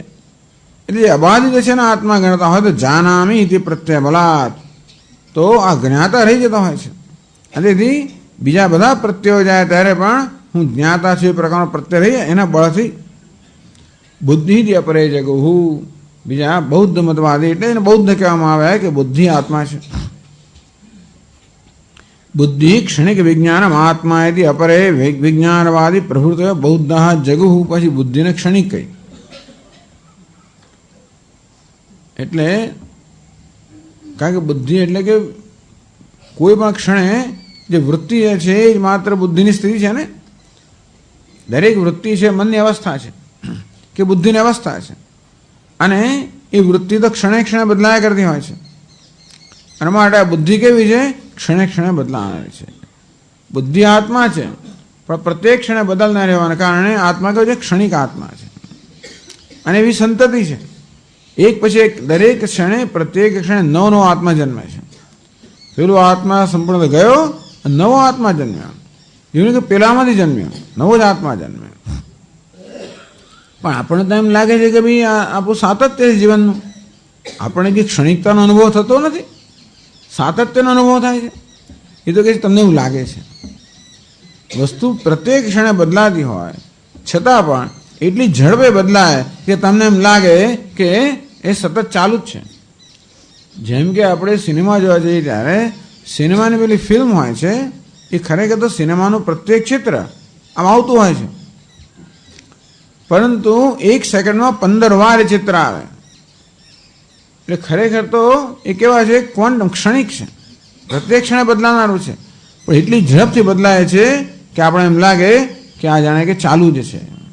એટલે તમને કોઈ વસ્તુ ચાલુ કે સતત જણાતી હોય, મળેમાં સાતત્ય છે એવો નિયમ નથી. તે વખતે ફિલ્મ તો નહોતી, પણ તે વખતે આ દીવાની જ્યોતને એ લોકો બતાવે કે દીવાની જ્યોત છે, પ્રત્યેક ક્ષણે નવી જ્યોત આવતી હોય છે. પણ એટલી ઝડપથી આવે કે એક જ જ્યોત એવું તમને લાગે, એક નથી, પ્રત્યેક ક્ષણે નવી નવી જ્યોત છે, પ્રત્યેક ક્ષણે નવી નવી ફિલ્મ છે. આપણે એક જ ફિલ્મ છે,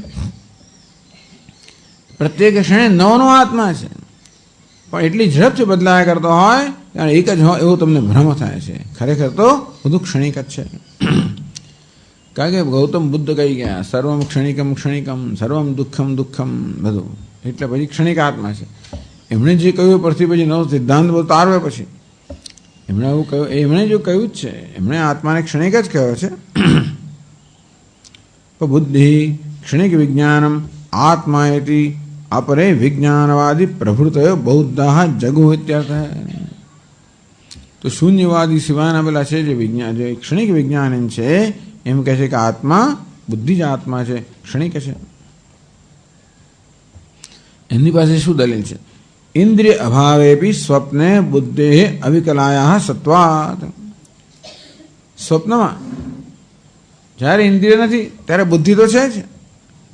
એ લોકો સ્વપ્નનો દ્રષ્ટાંત આપે, સ્વપ્નની અંદર બુદ્ધિ છે તો જ આપણા અનુભવ છે ને સ્વપ્નનો. ત્યારે કોઈ ઇન્દ્રિયો છે નહીં. સ્વપ્ને ઇન્દ્રિય ભાવેપી, સ્વપ્ન અવસ્થામાં ઇન્દ્રિયો ન હોવા છતાં પણ બુદ્ધે અવિકલાયા સત્વાત, બુદ્ધિમાં કોઈ વિકલતા નથી આવતી. બુદ્ધિ તો એમની એમ જ રહે છે. એટલે બુદ્ધિનું હોવું જ હોવાપણું ત્યાં છે. તદુપરાંત વ્યાસંગ દશાયામ ઇન્દ્રિય સંબંધેપી, વ્યાસંગ દશાયામ જ્યારે આ મન આપણું બીજી જગ્યાએ બેધ્યાન હોય ત્યારે ઇન્દ્રિય સંબંધે બી ઇન્દ્રિયોનો વિષય સંબંધ થાય ત્યારે પણ વ્યવહાર અનુદયાત. આમ તો જો ઇન્દ્રિય આત્મા હોય તો બધા અનુવાળી ઇન્દ્રિય પર્યાપ્ત હોવી જોઈએ. ટૂંકમાં આંખો જે બાજુ જોઈએ બાજુનું વસ્તુ દેખાવી જોઈએ, પણ નથી દેખાતી. વ્યાસંગ દશાયામ, જ્યારે બુદ્ધિ સાથે બુદ્ધિનો જ્યારે સંગ ના હોય, બુદ્ધિનો ઇન્દ્રિય સાથે સંગ હોય ત્યારે જ માત્ર આપણને જ્ઞાન થાય. એ સંગ ના હોય ત્યારે જ્ઞાન થતું નથી. ઇન્દ્રિય સંબંધે બી અર્થે વ્યવહાર અનુદયાત. ઇન્દ્રિયનો વિષય સાથે સંબંધ હોય ત્યારે પણ વ્યવહાર, એ જોવાનો સાંભળવાનો વ્યવહાર થતો નથી. એ જ બતાવે છે કે ઇન્દ્રિયના વ્યવહાર માટે બુદ્ધિ જવાબદાર છે. તદ્વ્યતિરિક્તા બુદ્ધિ, આ રીતે બુદ્ધિ હોવા પણ સિદ્ધ થાય છે. કારણ કે આ તો કશું પ્રત્યક્ષ છે જ નહીં ને પાછું. હવે આ તો પ્રત્યક્ષની બહાર જતા રહ્યા. પણ બુદ્ધિ છે એ સિદ્ધ કેમ થાય છે? અન્યત્ર મનઃ ભુવમ ના દૃશ્યમ ના શ્રૌષમ. હું બેધ્યાન હતો, મેં જોયું નહીં, મેં સાંભળ્યું નહીં. એનો અર્થ કે જોવાનું સાંભળવું ત્યારે શક્ય બને જ્યારે બુદ્ધિનો ઇન્દ્રિય સાથે સંગ હોય. અને તેથી આપણા અનુભવ થાય જોવાનો, સાંભળવાનો વગેરે અનુભવ ક્યારે શક્ય બને? જ્યારે ઇન્દ્રિયથી અન્ય અતિરિક્ત બુદ્ધિ હોય ત્યારે. માટે એ બુદ્ધિ ક્ષણિક વિજ્ઞાન છે, એ જ આત્મા છે. તો ટીકાકાર આગળ કહે છે ઉપલક્ષણમેત શૂન્યવાદી મતસ્યાપી. શૂન્યમ એ પણ ગ્રંથકારે કહ્યું છે. બુદ્ધિમ ચલામ શૂન્યમ દેહમ પ્રાણપીન્દ્રિયાણ વિચલામ બુદ્ધિમ ચ શૂન્યમ વિદુહુ. આ શૂન્યની વાત ના કરી, પછીના શ્લોકમાં વ્યવસ્થિત કરશે. એ નહીં વાત તો ઉપલક્ષણમેત શૂન્યવાદી મતસ્યાપી. ટૂંકમાં જ્યારે વાર્તિકારે આ ભિન્ન ભિન્ન મતનો ઉપન્યાસ કર્યો ત્યારે એમાં શૂન્યવાદીનો મત પણ આવી ગયો એમ સમજવાનું. સહી સુષુપ્તો વિજ્ઞાનસ્યાપી અભાવાત. એ શું કહે છે? પહેલા સ્વપ્નનું દ્રષ્ટાંત આપ્યું કે ઇન્દ્રિય ન હોય છતાં વ્યવહાર છે, માટે બુદ્ધિ આત્મા છે. તો પેલો સુષુપ્તિનો દ્રષ્ટાંત આપે કે સુષુપ્ત બુદ્ધિ પણ નથી. સુષુપ્તો વિજ્ઞાનસ્યાપી, હું જાણું છું. જાનામી ક્યાં છે ત્યાં આગળ? સુષુપ્તિની અંદર હું જાણું છું એ પ્રકારનો જ્ઞાતા નથી. એ જાણવું સાધન બુદ્ધિ પણ નથી. સુષુપ્તો વિજ્ઞાનસ્યાપી અભાવાત. આમ સુષુપ્ત અવસ્થામાં વિજ્ઞાન એટલે બુદ્ધિ કે જ્ઞાનનો અભાવ છે. અવસ્થાંતરે અહમિત અકસ્માત. પણ ભલે સુષુપ્તમાં ના હોય પણ જાગ્રતમાં તો છે ને. અવસ્થાંતરે સુષુપ્તિ સિવાયની અવસ્થાઓ છે, જાગ્રત સ્વપ્ન. એમાં અહમિતિ અકસ્માત અહંકારોદયસ્ય સમૃદ્ધિ માત્રત્વાત. વસ્તુ છે માટે સાચી છે એવું નિયમ નથી. એ અજ્ઞાનથીમાં હોઈ શકે ને. હમણાં દોરડું હતું, એકદમ ત્યાં સાપ જન્મ્યો. અકસ્માત સાપ આવે ત્યાં. એ કેવી રીતે આવ્યો? એ તો અવિદ્યાથી થયેલો અધ્યારોપ છે, કે સાચો નથી. તેવી રીતે સુષુપ્તિની અંદર તો કોઈ અહંકાર નથી. જાગ્રતમાં અહંકાર આવ્યો, ક્યાંથી આવ્યો? જેમ રજ્જુમાંથી સર્પ આવ્યો તેવી રીતે. એટલે કહે છે કે સમૃદ્ધિ માત્રત્વાત. સમૃદ્ધિ લાગીને અધ્યારોપ. અને તેથી જાગ્રત સ્વપ્ન વગેરેમાં તમે અહંકાર અનુભવ કરતા હોય એ તો અજ્ઞાનનો અધ્યારોપ જ છે, એ સત્ય નથી. શૂન્યમ આત્મા એ વધતી. તેથી આત્મા શૂન્ય છે, અભાવરૂપ છે એવું કહેનારા છે. અન્યાન્ય આસ્તિક મતાની અપી અદ્વૈત મત વિરોધિની અત્ર ઉપન્યસ્તાની દ્રષ્ટવ્યાની. એ સિવાય પણ તો અન્યાની આસ્તિક મતાની આપી, બીજા આસ્તિક મત, આપણે નાસ્તિક મત છે એ ઉપરાંત આ સિવાય આસ્તિક મતો જે હોય, જેમ કે વૈશેષિક હોય, નૈયાયિક હોય, બધા જ અદ્વૈતી સિવાય બધા જ મત છે. એ બધા પણ અદ્વૈત મત વિરોધિની. ભલે પોતાના આસ્તિક કહેવડાતો હોય તો વૈશેષિક ન્યાય સાંખ્ય વગેરે આસ્તિક કહેવડાવે છે. એટલે કે વેદમાં પોતે વેદને પ્રમાણ ગણનારા છે. પણ આપણી દ્રષ્ટિએ ખરેખર વેદને પ્રમાણ ગણતા કાંઈ વેદના એકાદ બે ચાર વાક્યો લે છે એ લોકો. અને તેથી એ કહેવાતા આસ્તિક મતો છે જે અદ્વૈતનો વિરોધ કરનારા છે. એ અત્રે ઉપન્યસ્તાન એ પણ અહીંયા આગળ આવી ગયા, એમનો પણ અહીંયા આગળ ઉલ્લેખ થયો એવું સમજી લેવાનું. એટલે કે વાર્તિકકારે આટલા મતો અહીંયા કયા, પછી નથી કયા એમાં પણ એની સાથે સાથે જે નથી કયા એ મત પણ કહેવાઈ ગયા છે એવું સમજી લેવાનું બધાનું. એટલે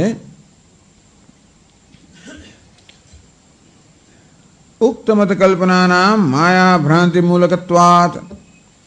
આ બધા મત છે, બધી કલ્પના છે. એ કલ્પના ક્યાંથી જન્મી?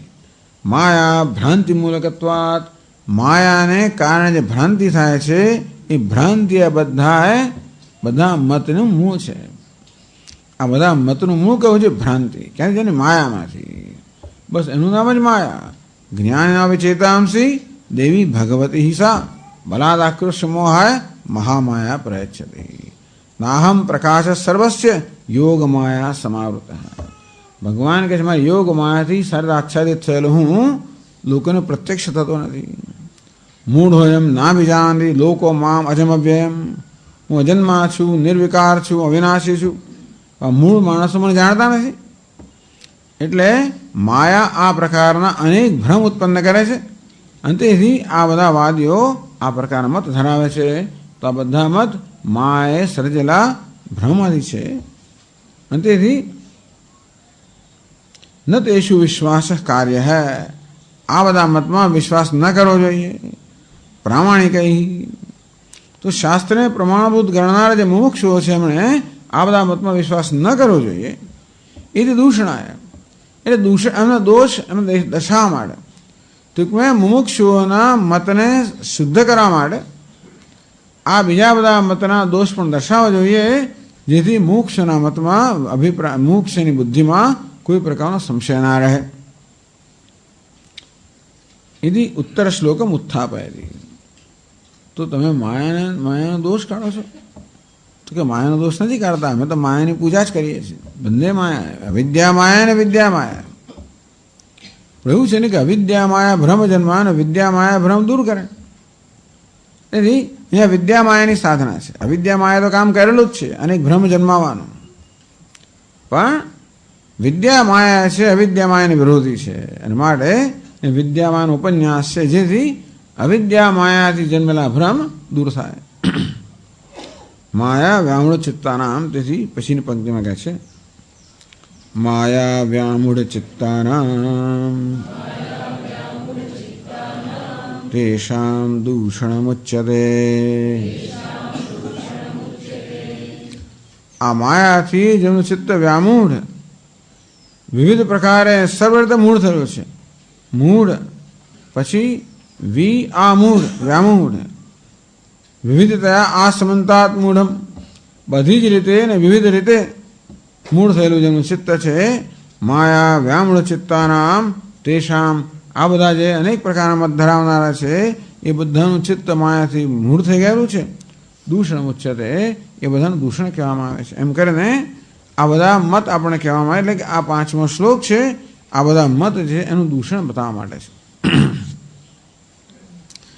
ગ્રંથકાર તો આટલું જ કહ્યું કે ભ્રાંતા વૃષમવાદ, બસ એટલે દોષ બતાવી દો. આ બધા ભ્રાંત લોકો છે એટલું જ કહ્યું. પણ કયા પ્રકારની ભ્રાંતિ છે કહેવાનું કામ તો પછી વાર્તિકારનું છે. આ દરેક ભ્રાંતા વૃષમવાદિન, આ બધા ભ્રાંત છે એવું શંકરાચાર્ય મહારાજે કહ્યું. વૃષમવાદિન વૃષમ ભ્રાંત, અત્યંત ભ્રાંત છે આ બધા વાદી છે. તો દરેકમાં કયો ભ્રમ છે એ દેખાડવાનું કામ વાર્તિકાર કરશે કે દેશામ દૂષણ ઉચ્ચતે. એ બધાનું દૂષણ જે છે એ અમે કહીશું. એમ કરીને આ શ્લોકને સમજાવશે. ઓમ પૂર્ણમદ પૂર્ણમિદમ પૂર્ણાત પૂર્ણમુદચ્યતે પૂર્ણસ્ય પૂર્ણમાદાય પૂર્ણમેવાવશિષ્યતે.